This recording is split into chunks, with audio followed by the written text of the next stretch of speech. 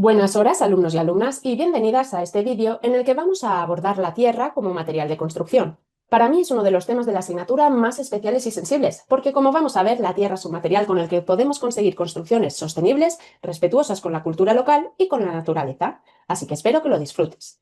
He organizado el contenido en 4 partes que se corresponden al ciclo de vida de un material de construcción: la etapa de fabricación, la etapa de construcción, la etapa de uso en servicio y la etapa de fin de vida. Y aquí puedes ver el esquema que organiza su contenido. Empezamos. Para analizar la etapa de fabricación, debemos enmarcar la tierra con los conceptos que ya aprendiste en piedras naturales, ya que la tierra se obtiene a partir de rocas sedimentarias del tipo detríticas. Si recuerdas, las rocas sedimentarias del tipo detríticas son las que se van fragmentando físicamente en piezas más pequeñas sin modificar su composición química. Atendiendo al tamaño de sus fragmentos, se clasifican en distintos grupos. Y la tierra para construcción está conformada de arenas, limos y arcillas. Las arenas y los limos dan cuerpo a la mezcla, mientras que las arcillas sirven para unir las partículas entre sí. Ahora que ya sabemos de qué se compone la Tierra, vamos a detenernos un momento en la definición de varios conceptos. Según el diccionario de la lengua española de la RAE, la Tierra es el material desmenuzable que principalmente se compone de suelo natural y está compuesto por áridos, que agrupan las arenas con los limos, y por otro lado de arcillas. Mientras que el suelo es el conjunto de materias orgánicas e inorgánicas de la superficie terrestre capaz de sostener vida vegetal. Por otro lado, y para no confundirnos, tenemos que aclarar que el barro es la masa resultante de la mezcla de tierra y agua. Vamos a perforar la tierra para comprender esto un poquito mejor. El suelo empleado para construir con tierra se extrae de la zona de eluviación y de lixivación, que es donde los niveles de materia orgánica son muy reducidos, ya que la descomposición de la materia orgánica supondría la creación de poros, lo que aumentaría la porosidad del material y por tanto también disminuiría su resistencia mecánica. Como hemos mencionado, la tierra se compone de arenas, limos y arcillas. Las arenas y limos se pueden agrupar en áridos, por lo tanto, las materias primas de la tierra se pueden organizar en áridos y arcillas. Los áridos son un material granular, mineral, sólido, principalmente silicio, mientras que la arcilla contiene silicio y alúmina. Los tipos de arcilla utilizados en la tierra pueden ser distintos, como la caolinita, la hilita, la esmectita y la vermiculita. Además, la arcilla puede tener diferentes colores según sus impurezas, e incluso podemos diferenciar entre arcillas magras y arcillas grasas atendiendo a su nivel de plasticidad, siendo las arcillas grasas más plásticas que las magras. En definitiva, la tierra como material de construcción se puede obtener con arcillas y áridos, sin cocer, transformadas mediante apisonado o secado, como vamos a ver en la siguiente etapa. Muy bien, pasamos a la etapa de construcción, en la que veremos las propiedades principales de la construcción con tierra, los distintos productos de construcción y una comparativa entre materiales. En cuanto a las propiedades, las principales para la tierra serían la cohesión, ya que puede mantener su forma bajo carga y puede soportar esfuerzos. También tenemos la hidroplasticidad, que es la capacidad de convertirse en un material plástico en presencia del agua, lo que nos lleva a la plasticidad, que si recuerda significa que puede deformarse de forma irreversible antes de llegar a la rotura. Y por último, una propiedad de la tierra es su elevada inercia térmica, lo que nos ayuda a regular la temperatura interior del edificio y a reducir el consumo de energía en climas con grandes oscilaciones térmicas, tal y como vimos en propiedades térmicas. Todas estas propiedades dependen de la naturaleza de la tierra, es decir, de sus arcillas y áridos empleados, así como de otros aspectos como si la tierra ha sido compactada o no. Aquí puedes ver con más detalle el concepto de hidroplasticidad y también recuperamos el concepto de inercia térmica del tema de propiedades térmicas. Además, en algunos casos se incorporan aditivos, que son otras sustancias cuyo porcentaje es inferior al 5% del total de su masa. Estos aditivos, como la paja o el pelo de ganado, se utilizan para evitar la fisuración, reducir la plasticidad o estabilizar la humedad. Ahora que ya hemos visto las propiedades principales, vamos a continuar con los tipos de productos con tierra. Y empezamos con el adobe. El adobe es el precedente del ladrillo y de los bloques de tierra comprimida que veremos a continuación.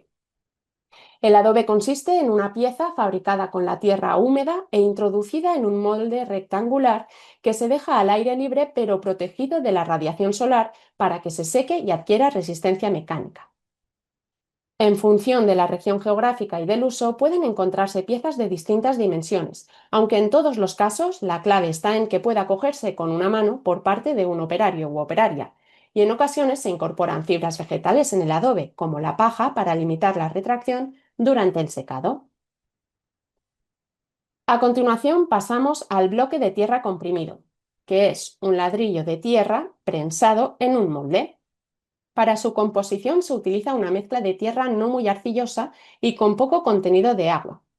Se puede fabricar todo tipo de piezas con formas variadas y es el único recogido en la normativa, es el único producto con tierra recogido en la normativa española. Por otro lado, tenemos el tapial. El tapial se utiliza para la ejecución de muros mediante el apisonado de tierra en sucesivas capas o tongadas dentro de un encofrado de madera. Al igual que en el bloque de tierra comprimida, se utiliza una mezcla de tierra no muy arcillosa y con poco contenido de agua. El molde donde se prensa la tierra tiene unas dimensiones de un 1,5 metros de longitud, 60 centímetros de altura y un espesor mínimo de 40. Tradicionalmente se ejecutaba in situ, pero también podemos encontrar apuestas por su prefabricación para reducir la mano de obra y controlar el proceso de forma mecánica. Vamos a verlo en un vídeo. Aquí vemos cómo depositan la arena. Esto sería el apisonado en el que van compactando y eliminando el aire interior.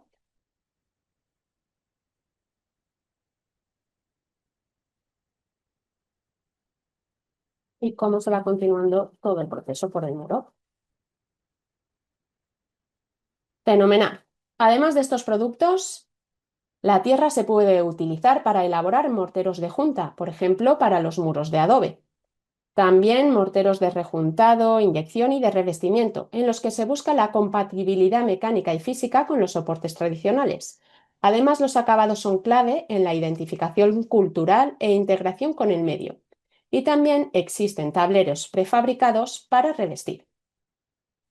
Por último, en las técnicas mixtas se combina el uso de elementos vegetales como madera, mimbre, cañas o cañizo con tierra en estado plástico y reforzada con fibras. Esta técnica se utiliza tanto en paramentos verticales, ya sean estructurales o de cerramiento, como en sistemas horizontales, especialmente en cubiertas. Si ahora comparamos entre productos de tierra, en concreto el adobe y el tapial, podríamos decir que la ejecución del adobe es más simple que la del tapial, porque no requiere mayor infraestructura. Sin embargo, para el adobe se necesita mucha más mano de obra, lo que encarece su puesta en obra, aunque el adobe permite mayor libertad formal que el tapial porque es más fácil abrir huecos y no requiere de una modulación tan específica como el tapial. Si en lugar de comparar entre productos de tierra ampliamos la muestra a otros materiales como el hormigón en masa y la cerámica maciza, podemos observar que la densidad del hormigón o la cerámica es superior a la de los productos con tierra, como también lo son la resistencia a compresión. Por otro lado, el módulo de Young, que como ya sabes relaciona el esfuerzo con la deformación, es muy inferior para los productos de tierra. Dado que el módulo de Young es inversamente proporcional a la deformación, a menor módulo de Young, mayor deformación en el material. Fenomenal, llegados a este punto, me gustaría que contestaras a una pregunta.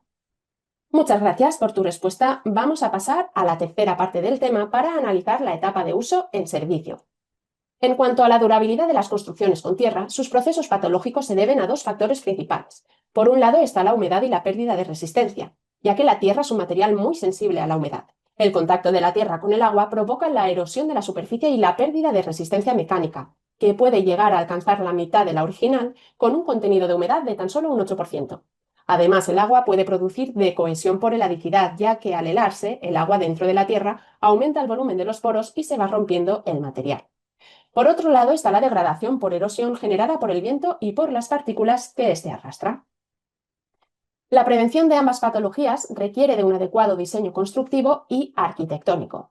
Para evitar el efecto del agua de lluvia y de salpiqueo, se deben diseñar aleros prolongados para alejar el agua de nuestro material, es decir, ponerle un buen paraguas. Y también debemos proteger la parte inferior de la fachada del edificio, es decir, su zócalo, colocando un material más resistente y menos susceptible a la humedad, como la piedra o la cerámica, lo que equivaldría a unas buenas botas impermeables.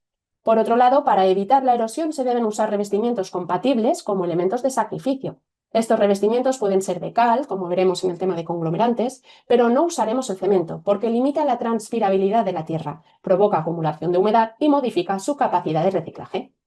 Como conclusión, un buen diseño de la construcción con tierra puede asegurarnos una durabilidad casi eterna, si pensamos, por ejemplo, en la Alhambra de Granada.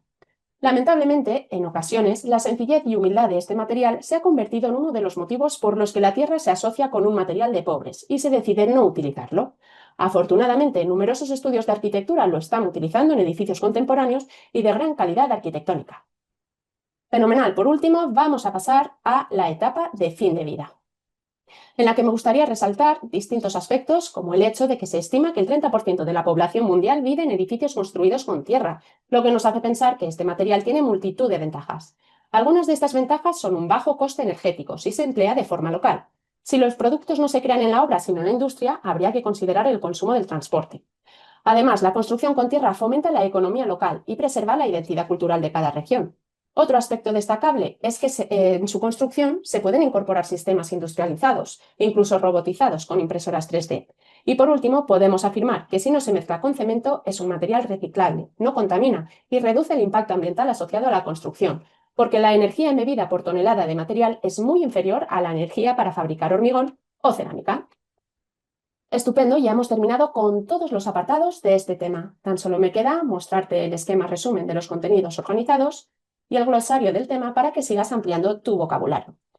Confío en que las construcciones con tierra te hayan parecido interesantes. Muchísimas gracias por tu atención y hasta pronto.